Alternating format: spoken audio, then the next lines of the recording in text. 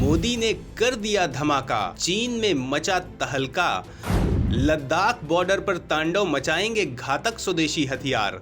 Jinping के उड़े होश, पीएलए में मच गई भगदड़। दोस्तों, दुनिया के कुरुक्षेत्र में बदलते भारत की तस्वीर कुछ ऐसी है कि वो जिस स्पीड से आगे बढ़ रहा है, उससे यही लगता है कि अब भारत को महाशक्ति बनने से कोई रोक नहीं पाएगा। पिछली कई शताब्दियों में भारत ने जो कुछ खोया है वो सब जल्दी ही समेट लेगा। भारत एक बार फिर शिखर पर विजयी ध्वज लहरा के रहेगा। सुपरसोनिक क्रूज मिसाइल ब्रह्मोस हो, स्वदेशी फाइटर जेट तेजस हो या फिर मेक इन इंडिया की धमक दिखा रहा आईएनएस विक्रांत हो, भारत रुकने का नाम नहीं ले रहा है। बहुत तेजी से भारत खतरनाक हथियारों का निर्माण करके दुश्मनों के दिल दहला रहा है। भारत के हथियारों का खौफ दुश्मन देशों में किस कदर है, इसे पाकिस्तान के बयान से समझा जा सकता है। सवाल उठता है कि पाकिस्तान ने हथियारों के मामले में भारत पर क्या बयान दिया है, क्यों पाकिस्तान के होश उड़े हुए हैं, उसे अपनी बर्बादी क्यों नजर आ रही है। तो दोस्तों, भारतीय सेना के हथियारों से पाकिस्तान डर गया है। इस डर का आलम यह है कि ये बिना किसी वजह से भारत पर बेवजह आरोप लगा रहा है कि भारत का निरंकुश तरीके से हथियार जुटाना क्षेत्र में असंतुलन पैदा कर रहा है, जिससे शांति और स्थिरता को खतरा है। भारत की ताकतवर मिसाइलों और जंगी जहाजों के दबाव में आकर वह चीन से चले हुए सेकंड हैंड हथियार मजबूरन आयात करता है। भारत की हथियारों की ताकत से पाकिस्तान के डर के बीच पाकिस्तान के विदेश कार्यालय के प्रवक्ता असीम इफ्तिखार अहमद का बयान आया है। उन्होंने प्रेस वार्ता के दौरान एक सवाल के जवाब में डर की बात कही, जिसमें भारतीय वायुसेना द्वारा पंजाब के आदमपुर और हलवारा वायुसेना स्टेशन पर S-400 रूसी मिसाइल रक्षा प्रणाली की तैनाती के बारे में पूछा गया था, जो पाकिस्तान सीमा से करीब 90 से 100 किलोमीटर की दूरी पर है। पाकिस्तान के विदेश मंत्रालय के प्रवक्ता ने कहा कि भारत ने जो भी सैनिक क्षमता हासिल की है उसका करीब 70% हकीकत में पाकिस्तान के खिलाफ तैनात किया गया है, इसलिए पाकिस्तान का इस पर चिंतित होना स्वाभाविक है। गौरतलब है, भारत ने अनुच्छेद 370 के प्रावधान निरस्त कर दिए। इसके बाद से ही पाकिस्तान और भारत के संबंधों में गिरावट आई है। पाकिस्तान ने खींचकर भारत के साथ कारोबारी संबंध खत्म कर लिए थे। इसका खामियाजा उसे ही भुगतना पड़ा, क्योंकि पाकिस्तान की हालत भी कंगाली की ओर जा रही है। ऐसे में भारत के साथ व्यापारिक रिश्ते खत्म करना उसके लिए पैरों पर कुल्हाड़ी मारने जैसा है। दोस्तों, भारत चीन की चुनौती को देखते हुए अपनी रक्षा ताकत में इजाफा कर रहा है। वैसे नरेंद्र मोदी के प्रधानमंत्री बनने के बाद मेक इन इंडिया पॉलिसी के तहत पहले ही देश ने हथियारों के निर्माण की प्रक्रिया बढ़ा दी थी। इसका रिजल्ट अब सामने आ रहा है। भारत जरूरत के हथियार दूसरे देशों से खरीद भी रहा है। राफेल फाइटर जेट फ्रांस से और S-400 मिसाइल डिफेंस सिस्टम रूस से खरीदा गया है। इसके अलावा अमेरिका सहित इजराइल और दूसरे देशों के साथ भारत रक्षा आयात कर रहा है। हाल में ही रूस से Tu-160 बॉम्बर को लेकर बातचीत हो रही है। पाकिस्तान भारत पर कुछ भी आरोप लगा ले, लेकिन सच तो ये है कि भारत पाकिस्तान को ध्यान में रखकर अपनी रक्षा ताकत नहीं बढ़ा रहा है। भारत का फोकस केवल चीन पर है।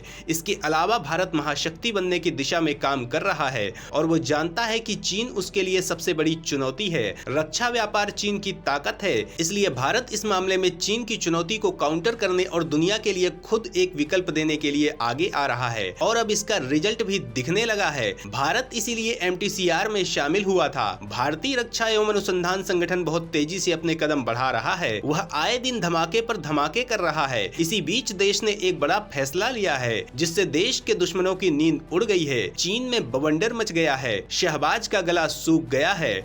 सवाल उठता है कि भारत ऐसा क्या करने जा रहा है, क्यों दुनिया में तहलका मच गया है, अब DRDO क्या धमाका मचाने जा रहा है। तो दोस्तों, इन सवालों के जवाब जानने के लिए बने रहिए हमारे साथ आखिरी तक। जिन जोरावर सिंह ने कभी चीन को चटाई थी धूल, अब देश उन्हीं के नाम पर बना रहा भयंकर हथियार। दोस्तों, पूर्वी लद्दाख से सटी LAC पर चीन के खिलाफ हल्के टैंक के लिए भारतीय सेना ने प्रोजेक्ट जोरावर शुरू किया है।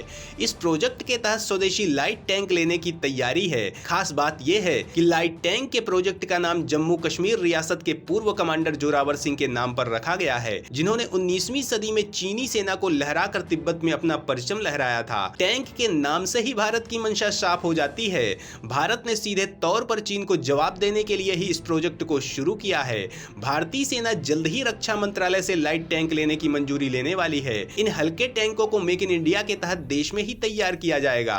सूत्रों के मुताबिक भारतीय सेना इन टैंकों को पूर्वी लद्दाख से सटी LAC यानी लाइन ऑफ एक्चुअल कंट्रोल पर तैनात करने के लिए लेना चाहती है। दरअसल भारतीय सेना के पास जो फिलहाल टैंक हैं वे प्लेन्स और रेगिस्तान के लिए हैं, चाहे फिर रूसी T-72 हो या फिर T-90 या फिर स्वदेशी अर्जुन टैंक। ये सभी टैंक 45 से 70 टन के हैं, जबकि प्रोजेक्ट जोरावर के तहत लाइट टैंक करीब 25 टन के होंगे। चीन से सटी LAC पर तैनात करने के लिए दुनिया के सबसे ऊंचे दर्रों से होकर गुजरना पड़ता है। ऐसे में T-72 और बाकी भारी टैंकों के लिए LAC पहुंचने में खासी दिक्कत का सामना करना पड़ता है। यही वजह है कि भारतीय सेना हल्के टैंक लेना चाहती है। सवाल उठता है कि इन टैंकों में और क्या खास बात होगी। तो दोस्तों, प्रोजेक्ट जोरावर के तहत हल्के टैंकों में भारी टैंक की तरह ही फायर पावर तो होगी ही, साथ ही आर्टिफिशियल इंटेलिजेंस युक्त ड्रोन से भी लैस होंगे। ये हल्के टैंक ऊंचे पहाड़ों से लेकर दर्रों तक से भी निकल सकते हैं। आपको बता दें कि चीन ने पूर्वी लद्दाख से सटी LAC पर पहले से ही लाइट टैंक तैनात कर रखे हैं।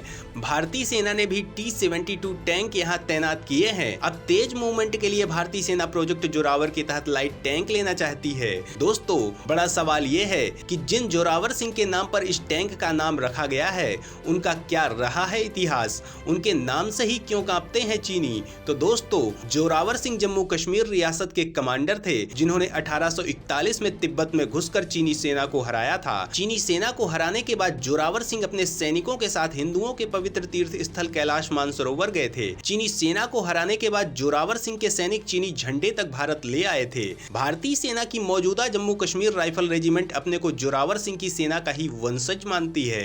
दोस्तों, जोरावर सिंह ने जम्मू के राजा गुलाब सिंह के तहत एक सैन्य जनरल के रूप में सेवा दी थी। सेना भविष्य की सुरक्षा चुनौतियों तथा खतरों से निपटने के लिए दूरगामी रणनीति के तहत तैयारी करते हुए अपने आप को भविष्य की मजबूत सेना बनाने की दिशा में काम कर रही है। इसी कड़ी में वह जोरावर टैंक के साथ साथ स्वार्म ड्रोन, टैंक रोधी निर्देशित मिसाइल, अत्याधुनिक प्रौद्योगिकी से lace future ready combat vehicle तथा मैकेनाइज्ड इन्फेंट्री की क्षमता विकसित करने पर भी विशेष ध्यान दे रही है। थल सेना के लिए टैंक सबसे प्रमुख हथियार है, जिसके बल पर जंग का रुख बदला जा सकता है। लेकिन अब बदली हुई परिस्थितियों में ऐसे टैंक की जरूरत है, जिसे हमला करने के साथ साथ दुश्मन के टैंकों और अन्य हथियारों के साथ साथ हवाई खतरों जैसे ड्रोन आदि से भी सुरक्षा की जरूरत होगी। स्वदेशी टैंक पर जोर देने का एक कारण यह भी है कि यूक्रेन और रूस के बीच युद्ध से उत्पन्न हालातों में इन देशों से टैंकों के कलपुर्जे तथा उपकरण की आपूर्ति प्रभावित हो रही है। तो यदि हमारे पास स्वदेशी टैंक होंगे तो हमें इस तरह की दिक्कतों का सामना नहीं करना पड़ेगा। दुनिया भर में विभिन्न अभियानों और हमारे सीमावर्ती क्षेत्रों में ड्रोन के बढ़ते इस्तेमाल को देखते हुए भारत भी अपनी सेना को अत्याधुनिक ड्रोन हथियार प्रणाली से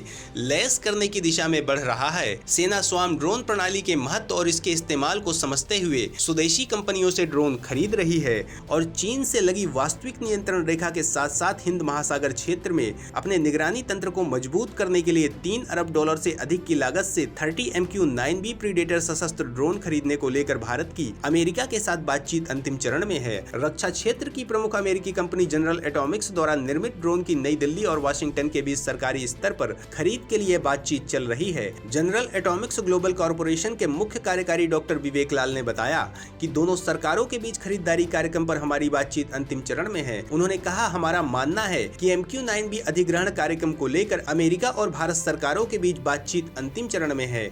इस ड्रोन को तीनों सशस्त्र बलों के लिए खरीदा जा रहा है। ये ड्रोन समुद्री सतर्कता, पनडुब्बी रोधी आयुध, आसमान के परे लक्ष्य साधने और जमीन पर मौजूद लक्ष्यों को निशाना बनाने समेत विभिन्न कार्यों को करने में सक्षम है। अप्रैल में वॉशिंगटन में भारत और अमेरिका के बीच हुई 2+2 वार्ता के दौरान भी खरीदारी के प्रस्ताव पर चर्चा हुई थी। दोस्तों, ये वही ड्रोन है जिसके जरिए अमेरिका ने al Qaeda chief Ayman al Zawahiri को जहन्नुम भेज दिया था। तो दोस्तों, भारत के जोरावर प्रोजेक्ट और इस प्रोजेक्ट के नाम पर आप क्या कहना चाहेंगे, बताना न भूलें।